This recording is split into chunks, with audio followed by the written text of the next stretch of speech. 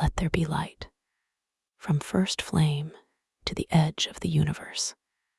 Welcome back to Asleep in Class, where we turn quiet lectures into restful journeys through history, science, invention, and the wider world.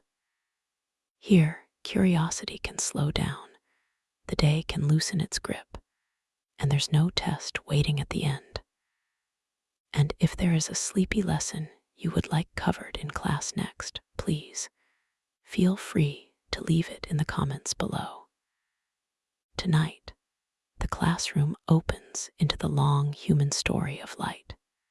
Before any hand carried flame, light already ruled the visible world. Dawn opened the day. Moonlight softened the night. Stars gave the dark a pattern.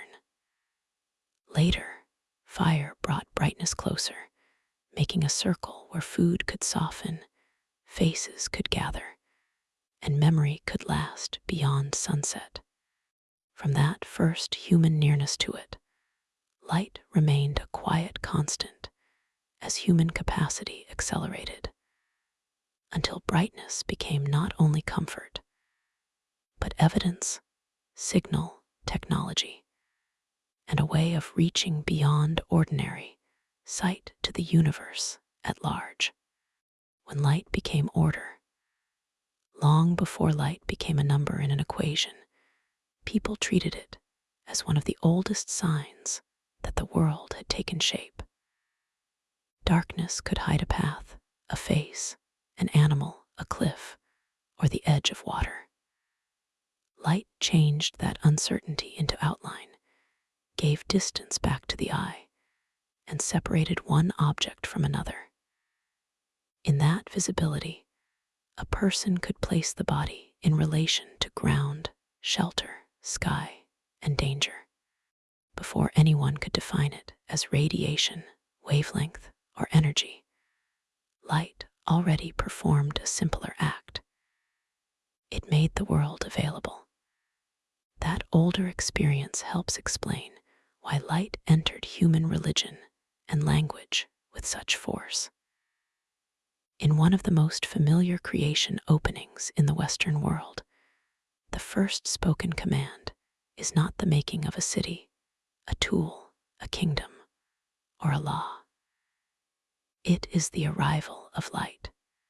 Let there be light places brightness at the threshold where formlessness begins to become order. Light separates from darkness. Day separates from night. The world gains rhythm before it gains many of its named forms. The words endure partly because they match something older than the text itself. The human experience of waking into surroundings that become understandable when light returns. The same pattern appeared far beyond a single text. Across ancient cultures, sunlight often carried sacred authority. The sun returned with a regularity that no human ruler could command. Yet rulers and priests often borrowed its language. In ancient Egypt, solar deities such as Ra and Amun-Ra stood near the center of religious life, and royal power often reached toward the sun for legitimacy. In the 14th century before the Common Era, Akhenaten's devotion to the Aten, the visible disk of the sun, showed how solar symbolism could move beyond private devotion and reshape kingship, worship, art, and public order. Rulers could borrow the sun's language, while objects as small as lamps or as formal as halos and shining crowns could make presence and authority visible. Sacred light also moved into stone, doorways, and glass. Some sacred structures turned sunrise, sunset, or seasonal light into part of their meaning. A doorway might face a returning dawn, while a chamber received a beam when the year reached a marked point. In a church window, daylight could become colored instruction. Stained glass did not merely decorate stone. It changed ordinary sunlight into saints, stories, warnings, and promises, so that brightness itself seemed to teach. These uses of light did not require modern physics. They required attention. People noticed how light came and went, how it entered a room, returned from a surface, and revealed what darkness had held back. From that repeated experience, they built ritual, architecture, metaphor, and memory. The language of light reached beyond worship into moral thought. People spoke of guidance as illumination.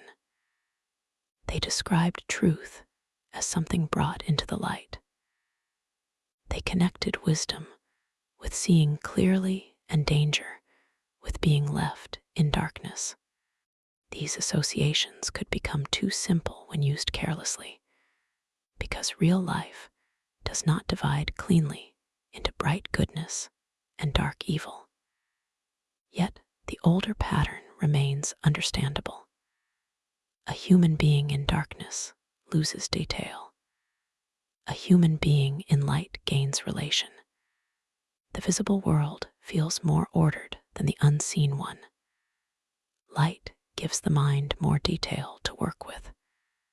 That physical truth helped the symbolic truth survive. Light did not gain meaning only because people invented poetic language around it. In daylight, a person could follow a path, examine a wound, recognize a face, and copy a mark. Delicate work also changed under light. People sorted seeds, guided thread, handled tools, and gave written signs more careful attention. In firelight, wakefulness could continue. Under moonlight and starlight, travel, memory, fear, and wonder took different forms. Light altered what people could do, and language turned that practical change into ideas about knowledge, order, safety, and presence. This is why light could stand near the beginning of so many human explanations. It gave the world edges, made return visible after absence, and showed that morning had come, that time had passed, and that the hidden had become partly known. Even when people disagreed about gods, origins, rulers, or truth, they shared the daily experience of a world remade by light. The later history of light would move through experiments, instruments, equations, and machines. But the scientific question grew from an older human encounter. Scholars would ask how vision works, how rays travel, how mirrors return an image, and how glass can bend a beam. Before light could be studied carefully, it had already become one of the deepest ways people described the difference between chaos and order, danger and safety, ignorance and knowledge, absence and return. These meanings did not rise from language alone. Human beings gave light such weight because darkness had always been physical before it became symbolic. The first flame and the human mind. Darkness touched the body before it touched language. Night altered the ground underfoot, narrowing distance, hiding movement, and making familiar places harder to trust. For early humans and other hominins, darkness did not simply mean absence, it shifted the terms of survival. Predators and prey moved differently, and cold settled more heavily. A group without light had to rely more sharply on hearing, memory, closeness, and caution. Long before darkness became a symbol for ignorance or danger, it had already made danger harder to see. Fire redrew that boundary. It did not erase the night, but it pushed part of the night away and made a center. Around it, warmth gathered where cold had pressed in, food took took on new texture, wood cracked, faces became visible, and hands could keep working after sunset. The dark still waited beyond the edge of the glow, but the circle near the fire belonged more fully to the people inside it. In that sense, fire made one of the first human rooms without walls. The evidence for early fire use reaches deep into prehistory, but it must be handled carefully. Archaeologists do not always find a neat hearth with a clear human hand behind it. Fire can come from lightning, volcanic activity, or later disturbance, and old traces can be difficult to interpret. Still, important sites show that ancient humans and human relatives lived with fire far earlier than written history. At Jesher Benat Yaakov, near the Jordan River in what is now Israel, burned flint, seeds, and wood have been interpreted as evidence for controlled fire use nearly 800,000 years ago. At Wonderwork Cave in South Africa, burned bone and ashed plant remains from deep cave deposits have been used as evidence that fire burned inside the cave around 1 million years ago. The exact story remains debated, but the larger direction is clear enough. Fire entered human life very early, and its light did more than push back night. One shift began with food. Cooking softens tough fibers, breaks down some structures in plants and meat, and can make more energy available from what the body eats. The cooking hypothesis, associated especially with Richard Wrangham, argues that cooked food may have helped support the evolution of larger brains and smaller digestive demands in the human line. That claim should not be treated as a single key that unlocks human intelligence. Social groups shaped attention and cooperation, while tools altered what hands and minds practiced. Climate, movement, long childhoods, and inheritance also shaped the human line. But cooking remains a powerful part of the argument because brains are expensive organs. They need energy. Fire transformed the food that carried that energy. The shift was not only inside the stomach, it also happened around the flame. Near fire, a group could stay awake after sunset without surrendering completely to darkness. That added waking time could serve quieter forms of survival. People repaired objects, fed children, shared food, watched the edge of the dark, and carried warnings forward in speech. Firelight also kept faces legible after sunset, so attention, fear, fatigue, recognition, and trust did not vanish into the night. Hands, voices, and expressions remained available to one another. This does not mean that fire created the human mind by itself. It means that fire helped create conditions in which minds could do more together. The light outside the body helped make room for the light inside it. That old image of a bright idea above a head is only a symbol, but it rests on something real. Human thought grew in bodies that needed food, warmth, sleep, safety, and social life. Fire served those needs in practical ways. It made food easier to use, warmed the resting place, marked a center of return, and created a small zone of shared attention. Around that same circle, a warning, a tool motion, a hunting memory, or a corrected mistake could pass from one person to another before sleep. Fire, therefore, joined two kinds of light. It gave physical brightness, the kind that let eyes find faces and hands find work, It also supported the quieter brightness of shared mind, memory, teaching, planning, and meaning. Nothing about this process was sudden. No single night around a fire turned an animal into a modern human being.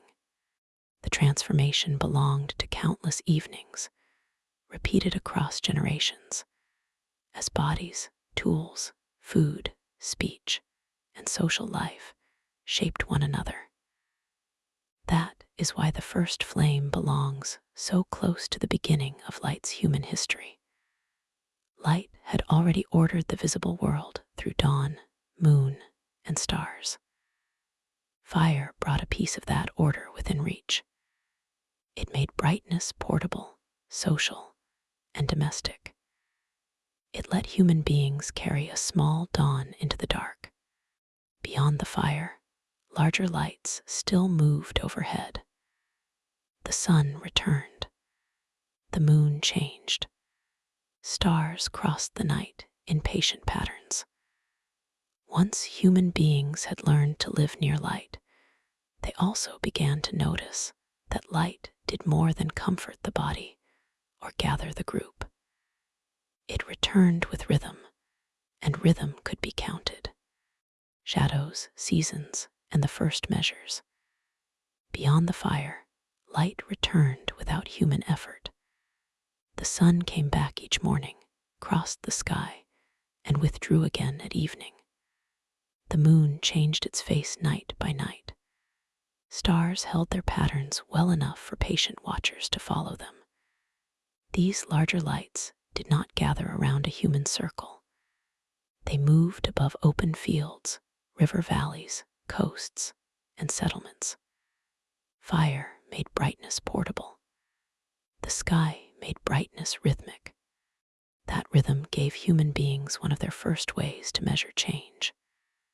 Before any clock ticked, a shadow moved. A person standing in sunlight cast one shape in morning, another near midday, and another toward evening. A tree, a stone, a pole, or a wall could become a quiet instrument if someone watched it long enough. As the shadow shortened, lengthened, and turned, the day revealed itself not only by brightness, but by the changing shape of darkness inside the light. The first measures did not need gears. They needed attention, repetition, and a place to compare one day with another.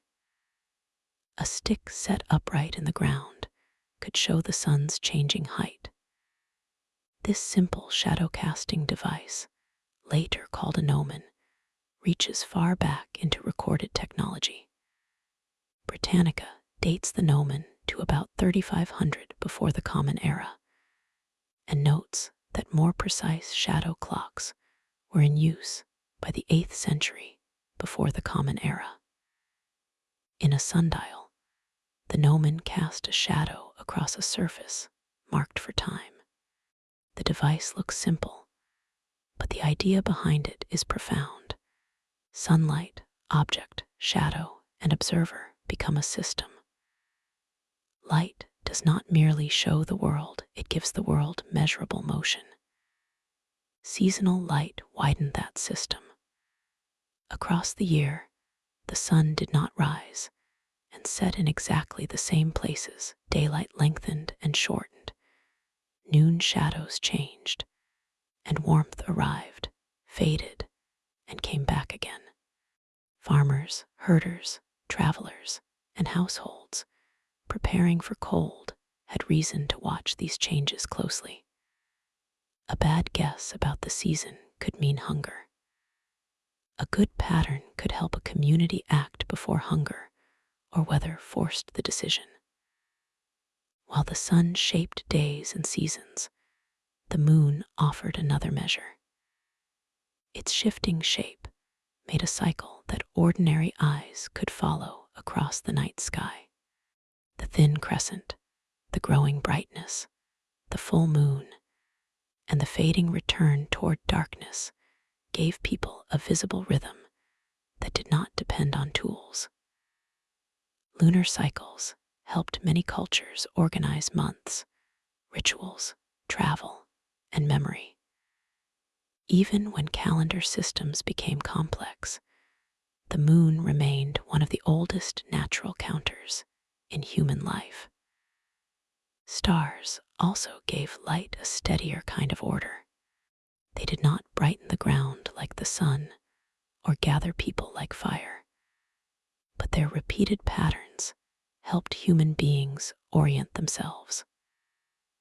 A familiar star or constellation could help a traveler keep direction. The rising of certain stars at certain times of year could signal seasonal change. Across travel, farming, worship, and observation, people found different uses for the night's returning lights. In the dark, the sky did not only inspire wonder, it also gave structure. From these returns, light began to approach time. Not time as an abstract idea, and not yet time as atomic vibration or mathematical coordinate, but time as repeated change. Morning and evening returned with daily certainty. Moon moved back toward fullness. Seasons carried heat and cold through growth and dormancy, and stars reached familiar places in familiar months. To count those returns was to divide life into intervals. Those intervals shaped public life. Calendars helped communities coordinate labor, ceremony, obligation, and rule. Measured time let people prepare before the season, ceremony, or journey arrived. It did not remove uncertainty. It gave people a pattern for meeting it. Light, therefore, became countable. A shadow on the ground could divide the day. A crescent in the sky could mark the month. A sunrise point on the horizon could help mark the year. The visible world had already become meaningful through light. Now it could be measured through light. This discovery did not end with sundials or calendars. Much later, human beings would build clocks that kept time without sunlight, then clocks that used vibrating crystals, atoms, and optical frequencies. But the older beginning remained beneath them. The first clocks did not tick. They cast shadows. Once light could be used to measure change, another question waited nearby. A shadow could tell a farmer, priest, sailor, or ruler that something had moved, returned, or passed. But what was moving between the sun, the object, the ground, and the eye? To answer that, people had to study seeing itself, mirrors, vision, and the science of seeing. The shadow that measured time also raised a question. A shadow showed that something had passed between the sun and the ground, but it did not explain what light was, how it traveled, or why an eye could receive visible form from it. Measurement came before full understanding. People could use light long before they could explain it. The search began with ordinary experiences. A face could appear in still water, and a flame could tremble on polished metal. A straight stick looked bent when it entered a clear pool, while a beam of sunlight crossing dust in a room made the air seem briefly visible. These daily events needed no laboratory, but they carried puzzles. Light could return from a surface or bend when it passed from air into water or glass. It could form an image or sharpen an edge. Dust in a beam made normally unseen particles visible. Mirrors made one part of the puzzle especially direct. A reflective surface showed that light did not simply fill space evenly. It could strike, turn, and arrive with order. Still water, polished metal, and later glass all gave people ways to encounter a returned image. The mirror did not only return a face, it made the path of brightness visible. Later geometric optics would state the rule plainly. The angle at which light arrives equals the angle at which it leaves. If the surface was smooth enough, the image held together. If the surface was broken, clouded, or rough, the image scattered. Long before mathematical optics became formal, reflection gave light a kind of visible geometry. Refraction gave another clue. When light passed from one material into another, the world seemed to shift. A submerged object could appear closer, shallower, or bent away from its true position. This was not magic, even though it often looked strange. Light changed direction when it moved between materials where it traveled differently. The eye received the result, and the mind tried to make sense of it. Water, crystal, and glass, therefore, became more than clear substances. They became places where light revealed its own behavior. Those clues eventually led back to the eye itself. Some ancient thinkers believed that sight involved something sent outward from the eye. That idea made a certain intuitive sense. A person turns the eyes toward an object, and the object becomes present to awareness. Yet the more accurate answer eventually moved the direction the other way. Vision depended on light entering the eye, not on sight leaving it. One of the most important figures in that change was Ibn al-Haytham. He was born around 965 in Basra and died around 1040 in Cairo. Working in the medieval Islamic world, he studied light, vision, reflection, and experiment with unusual care. In his early 11th century book of optics, he argued that the eye receives light reflected from objects. That correction was quiet, but enormous. Sight was not a power thrown from the eye into the world. It was the world arriving by light. After that correction, light could be treated as a physical process rather than only as sacred brightness or useful daylight. An object reflected light. Some of that reflected light reached the eye, and the living body turned that arrival into sight. The visible world became not only meaningful or measurable, but explainable. That explanation required discipline. Appearance could fool a person. Water made a straight stick look bent. Distance could shrink a mountain or enlarge the moon near the horizon, and a mirror could reverse an image. These effects warned thinkers that vision was not a simple copy of reality. Seeing depended on paths and angles, on the materials light crossed, and on the structure of the eye itself. The camera obscura gave one powerful example. Its Latin name means dark chamber, and the principle was probably known to Chinese thinkers and ancient Greeks, such as Aristotle, more than 2,000 years ago. When light from an outside scene passed through a small opening into a dark room or box, it formed an inverted image on the opposite surface.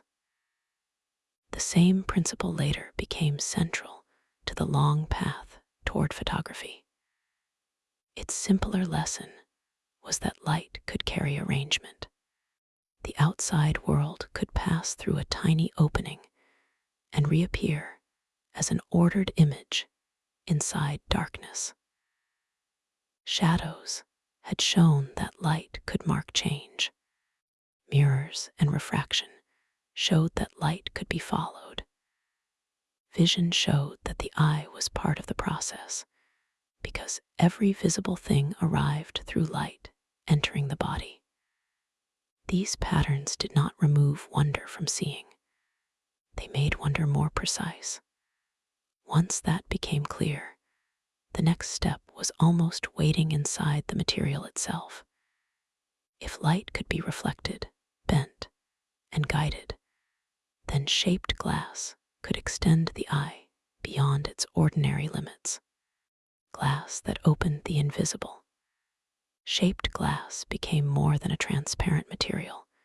It became an extension of sight.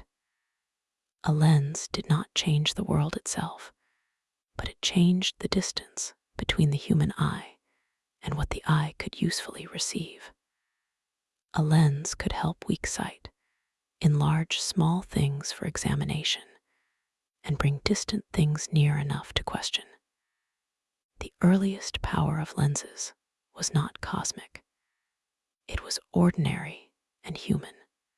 A person whose near vision had weakened could return to letters, tools, and close work. Reading stones, magnifying lenses, and eyeglasses reshaped the daily limits of sight before lenses transformed astronomy or biology. In Europe, eyeglasses first appeared in 13th century Italy, with early convex lenses helping farsighted eyes. This mattered because knowledge often lived close to the hand. Marks, edges, letters, and figures all belonged to the small world where work and knowledge met the hand. Eyeglasses were one of the quiet revolutions of light.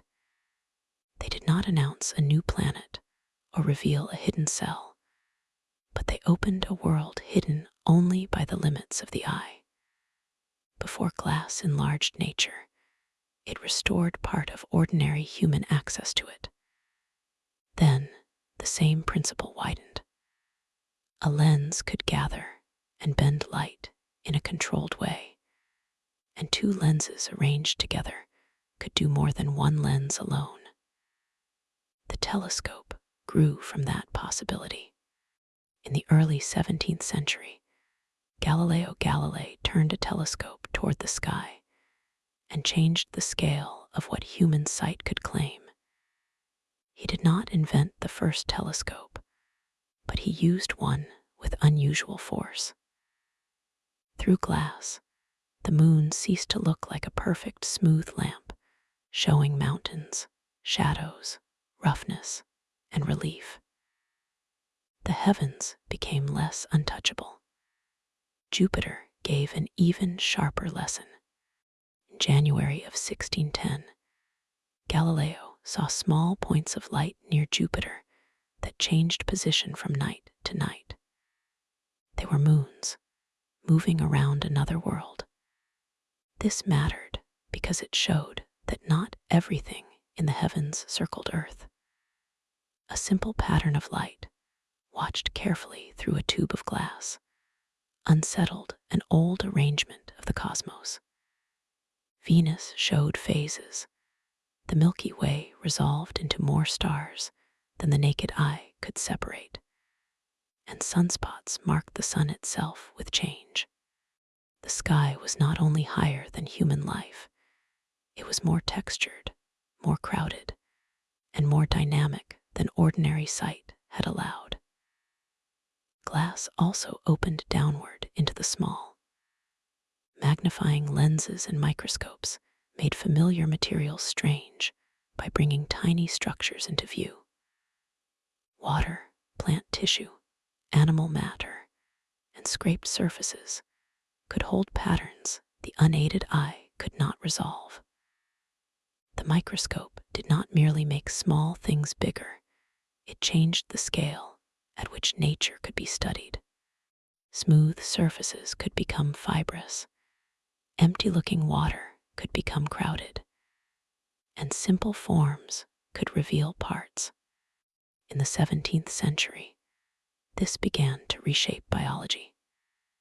In 1665, Robert Hooke published Micrographia and used the word cell for the small honeycomb-like spaces he saw in cork.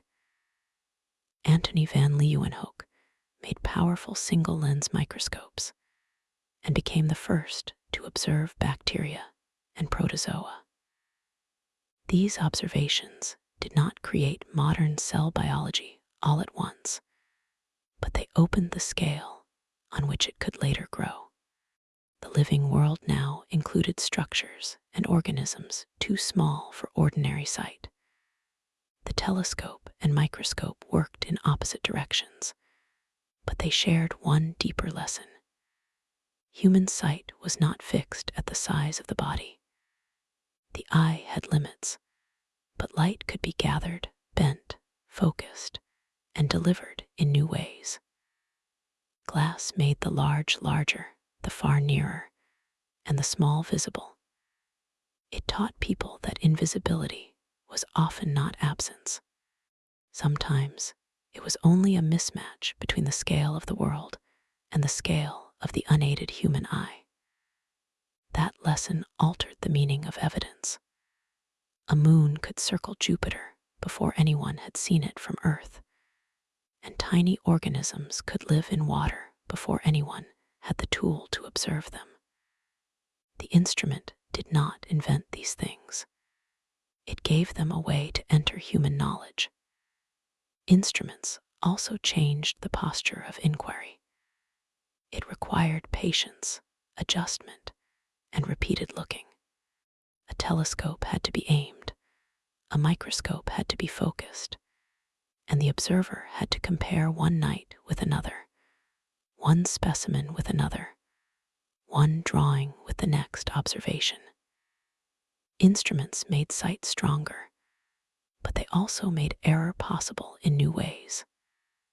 A bad lens, a shaky hand, a distorted image, or a wishful interpretation could mislead the mind. Stronger sight still needed discipline. Light was no longer only entering the eye from the ordinary world. It was being collected, corrected, concentrated, and delivered through instruments. Once lenses had extended sight, another possibility came forward. If light could reveal worlds too far, too small for the eye, perhaps it could also leave a trace. The next step was not only to see the image while it appeared, but to hold it after the moment had passed. Light was moving from vision into record, capturing light and filling the night. Once lenses had extended sight, light itself could begin to leave a trace. If light could reveal worlds too far, too small for the eye, perhaps it could also remain after the moment of seeing had passed. The older camera obscura had already shown that light could carry arrangement through a small opening into darkness. The image appeared, but it did not stay. It lived only while the light continued to arrive. To make light into a record, human beings had to do something stranger than seeing. They had to persuade a surface to remember. The answer began with chemistry. Certain substances darkened, faded, or altered when exposed to light. Silver compounds would become especially important because they reacted to brightness in visible ways. The problem was not only how to let light make a mark, but how to keep the mark after the light had gone. A shadow on a wall vanished when the object moved, and a camera obscura image vanished when the opening closed. A photographic image needed a surface that could receive light, hold difference, and survive the moment. Early photography grew from that problem. In 1826 or 1827, Nicéphore Niepce made the first permanent photograph with a process he called heliography. Using light-sensitive bitumen on a pewter plate inside a camera obscura. The exposure was slow, but the meaning was enormous. Light had not only formed an image, but altered a surface enough for the image to remain. In 1839, the daguerreotype brought photography into public notice, and the idea of a light-made image began to move beyond experiment into culture. That trace altered the meaning of an image. A painting or sketch might be precise, but it always carried the hand of the maker. A photograph seemed to come with a different kind of claim, because something had stood before the lens and light had traveled from it, entered the instrument, and altered the prepared surface. The photograph was not pure truth. Framing, exposure, chemistry, and later editing could all shape what appeared. But it still reshaped evidence by giving the visible world a way to leave a durable witness. Photography also altered time. Light had already been rhythm, measure, and interval. A photograph did something different. It cut one instant from the stream and made it available later. The moment did not continue, but its trace did. This gave human beings a new relationship with absence. A person far away could be seen, a person dead could still be looked at, and a rebuilt city could be compared with its former streets. Light made the past visible in a new way. Science quickly found uses for this captured light. As astronomers used photographic plates to gather and compare faint light over time, paired with cameras, microscopes preserved and shared tiny structures. In 1878, Edward Muybridge's horse photographs divided movement into successive images, letting motion itself be studied frame by frame. Light was no longer only revealing nature to a single observer. It was making evidence portable. The camera also entered public life, where portraits became more available. Events that once belonged to one place, from war and labor to ceremony and ordinary street life, traveled elsewhere as images. People learned to trust photographs, fear them, stage them, collect them, and argue over them. The power of the photograph came partly from its closeness to the real, and partly from its ability to mislead while looking real. Like the telescope and microscope, the camera extended sight, but it also demanded discipline. While photography taught light to remain, modern illumination taught brightness to return on command.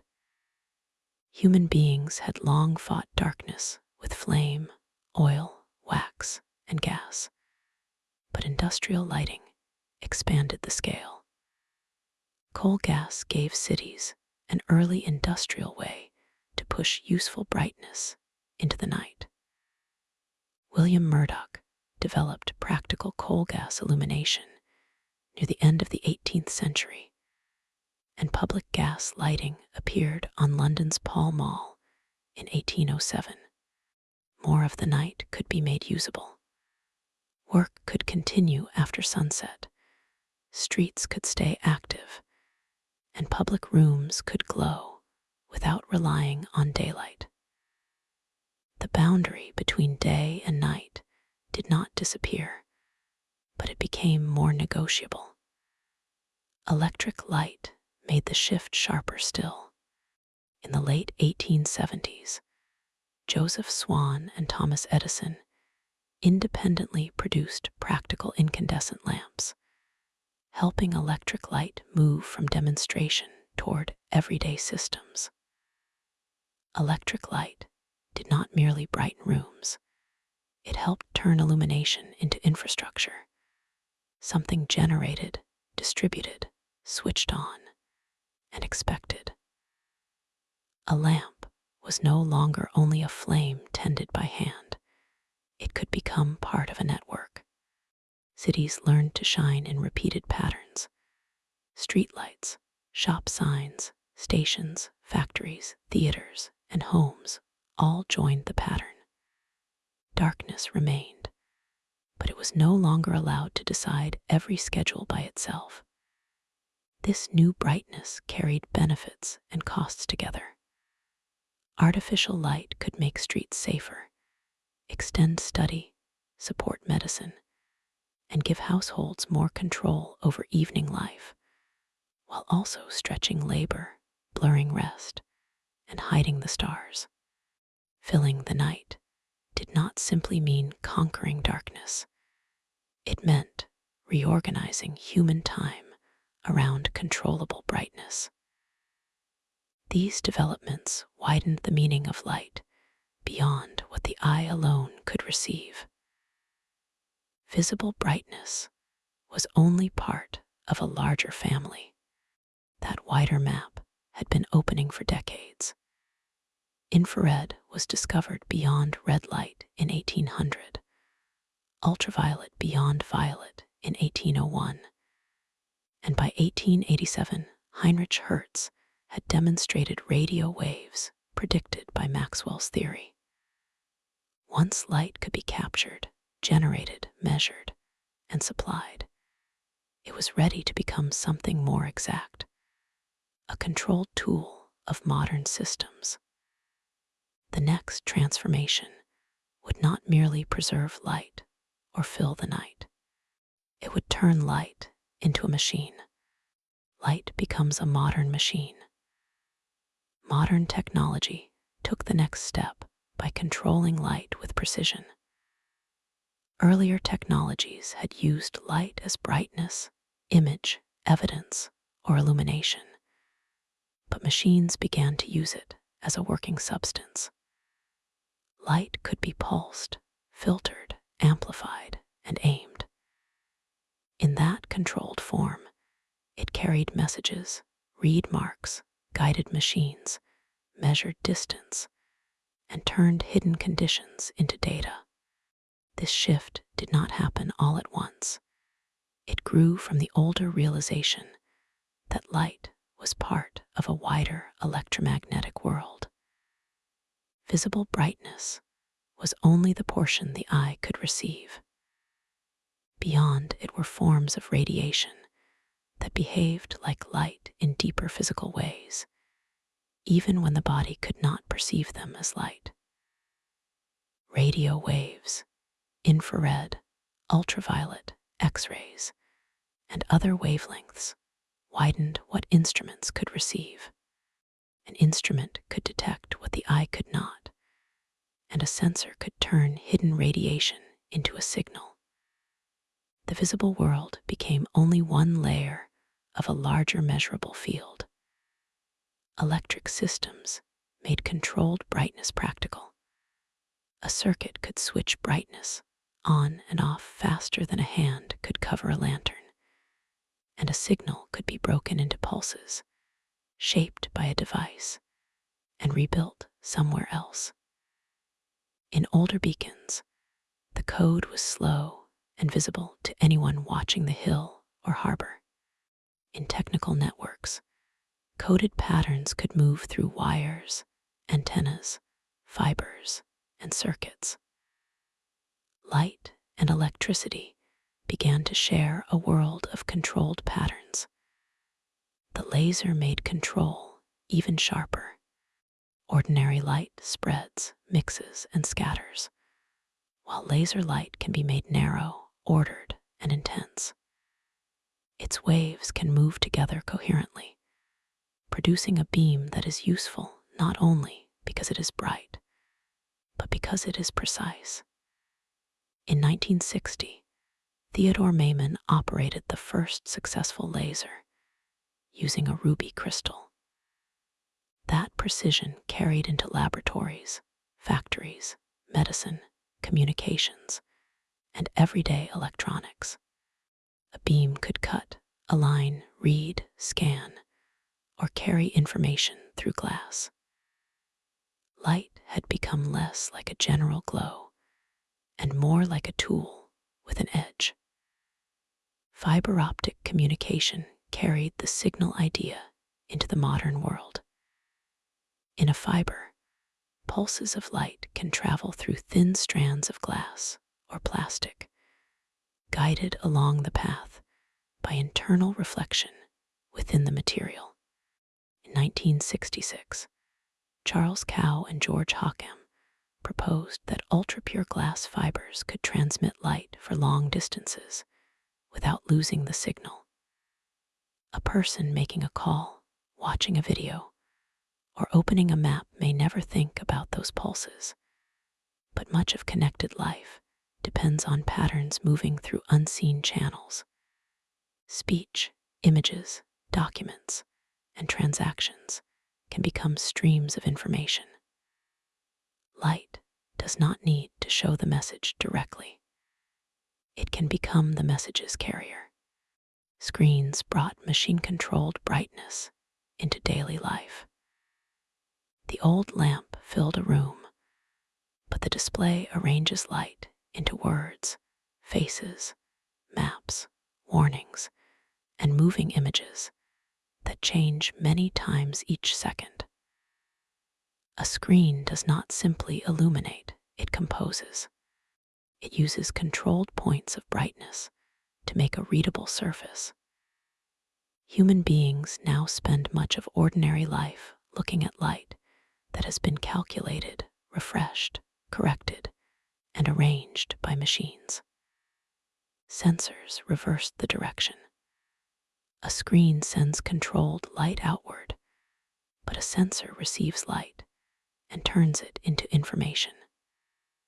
Cameras, satellites, scanners, medical instruments, and factory lines all depend on that conversion. They take brightness or radiation and translate it into numbers a machine can store, compare, and act upon. A barcode scanner does not admire a pattern, it reads contrast. A satellite sensor does not gaze at a field, it measures reflected light, heat, and change. The machine does not see as a human sees, but it still uses light to know something about the world. Controlled light also reached into medicine and the body, as endoscopes carried light into places the eye could not enter directly. In 1895, Wilhelm Röntgen discovered X-rays, opening a way to make hidden bone and tissue structures visible without ordinary sight. Pulse oximeters use red and infrared light passing through tissue to estimate oxygen in the blood. Lasers could reshape tissue or seal tiny vessels. In each case, light was not simply showing a surface. It was probing, measuring, guiding, or altering the body under controlled conditions. Industry also learned to trust light as a measuring hand. Lasers checked alignment, cameras inspected defects, spectroscopy identified substances by absorbed or emitted light, and LiDAR measured distance by timing a returning pulse. Across warehouses, roads, laboratories, and spacecraft, light became part of the machinery of attention, helping machines notice, sort, navigate, and test. This did not make light neutral. A machine that sees can also watch. Cameras and sensors can protect, guide, diagnose, and reveal, but they can also surveil, misread, exclude, or reduce a living situation into a simplified signal. A face can become a pattern, a street can become a data field, and a landscape can become a target, a map, or a resource. The old question returns in modern form. What does light reveal? What does it hide? And who controls the instrument that receives it? It was still the same physical phenomenon that once marked dawn, entered the eye, warmed the fire circle, and cast the first clock shadow. But now it had been disciplined into systems that could store, transmit, calculate, detect, and act. Beyond all the machines that captured and controlled light, another kind of light was already arriving. It had not been generated, aimed, filtered, or stored by human systems. It had crossed distances larger than any cable, screen, sensor, or instrument could command. After the age of controlled light, the story turns toward light older than Earth itself. The oldest light, the most ancient light, was never made by human hands. Long before lamps, lenses, cameras, lasers, sensors, or fibers, light had already been crossing space. Some of it crossed not just rooms, cities, or oceans, but distances so large that distance and time begin to merge. After all the human machines that captured and controlled light, attention turns toward light older than Earth itself. The reason is simple, but its consequences are immense. Light travels fast, but not instantly. In a vacuum, its speed is exactly 299,792,458 meters per second. Across ordinary human distances, that speed feels immediate. A room brightens, a face appears, and a nearby doorway seems to arrive at the eye without delay. But space is wide enough to make even light take time. The moon is seen as it was about 1.3 seconds ago, and the sun is seen as it was about 8.3 minutes ago. A nearby star may appear by light that has crossed years, while a distant galaxy may appear by light that began its journey before forests, animals, or Earth itself existed in their present form. Nothing in this requires fantasy. It follows from the same fact. Light needs time to cross the dark. That fact changes the meaning of distance. A mountain seen across a valley appears almost as it is now, because the delay is too small for ordinary life to notice. A planet, star, or galaxy is different because its light carries an earlier state across space. Astronomers call this look-back time, the time between the emission of light from a distant object and its detection by an observer. The farther a telescope looks, the older its light becomes. This is why the night sky is not a single present moment. It is layered. The planets shine nearby in solar system time. Stars scatter across years, centuries, or millennia of travel. Galaxies arrive from millions or billions of years away in light time. One field of sky can hold many ages at once. The eye, or the instrument, gathers them together, but they did not all leave their sources together. Space becomes a kind of archive, not because it stores documents, but because travel time turns distance into memory. Ancient starlight is not empty. Starlight carries evidence about the object that released it and the space it traveled through. When light is spread into a spectrum, it can reveal temperature and composition. Elements can absorb some wavelengths and emit others, leaving patterns that instruments can read. A star, a cloud of gas, or a galaxy, therefore, sends more than brightness. It sends a record of physical conditions.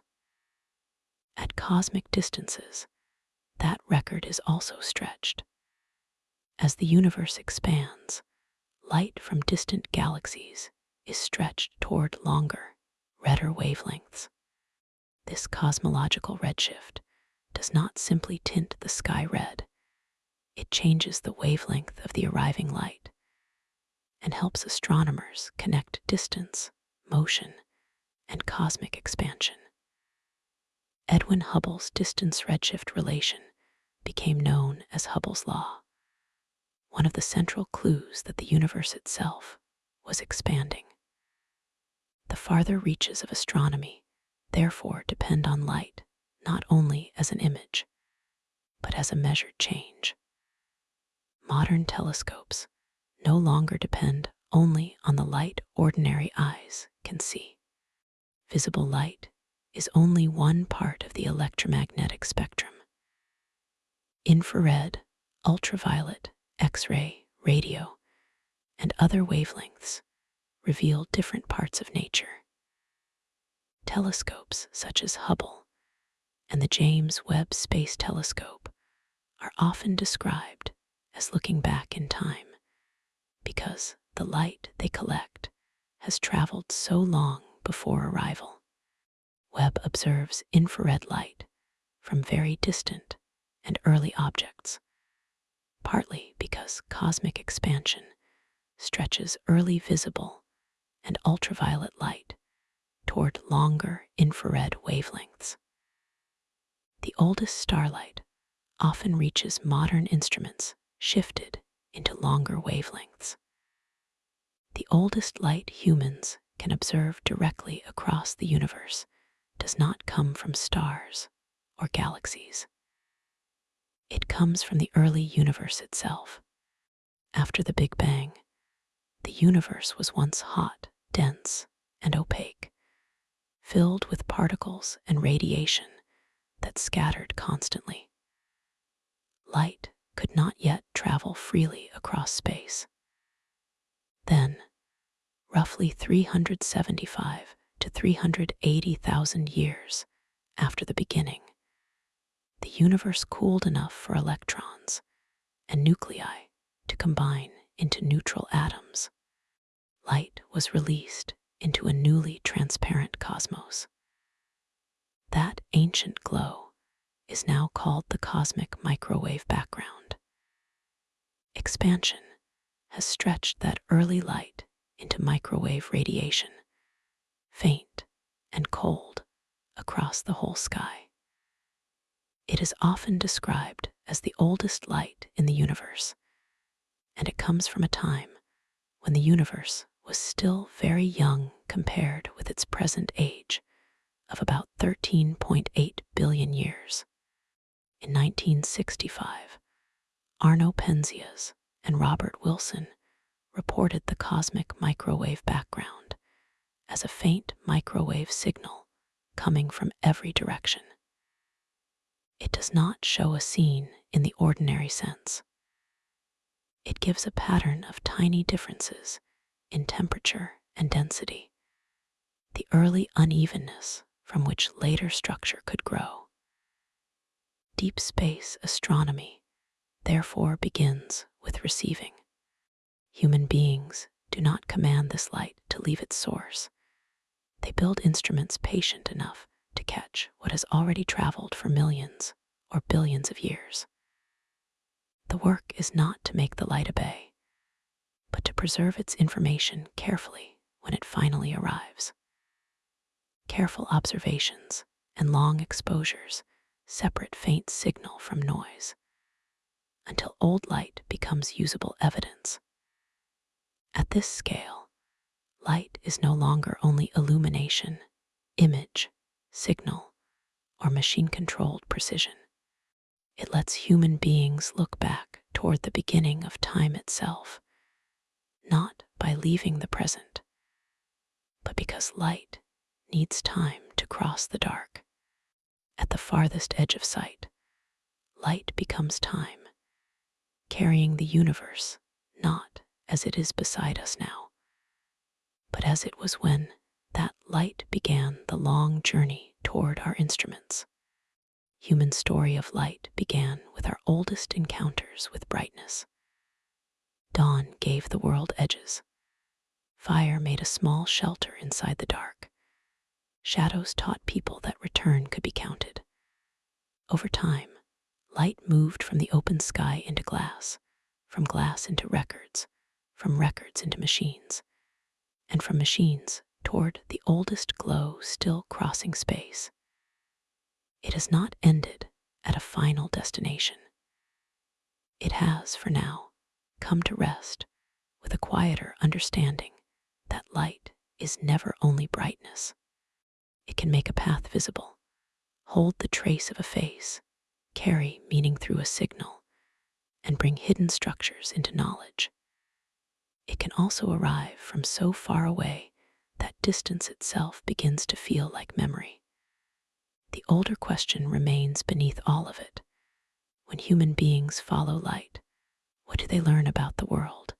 And what changes when that light finally arrives? For now, that fire can smolder. The lamps can soften. The stars can hold their distance. The oldest glow can keep crossing the dark. And the oldest light in the universe can leave one quiet thought before rest. Light and time are bound together. If you are still awake, another quiet lesson will be waiting when you are ready. And if sleep has already found you, you are welcome to stay here, soundly, asleep in class.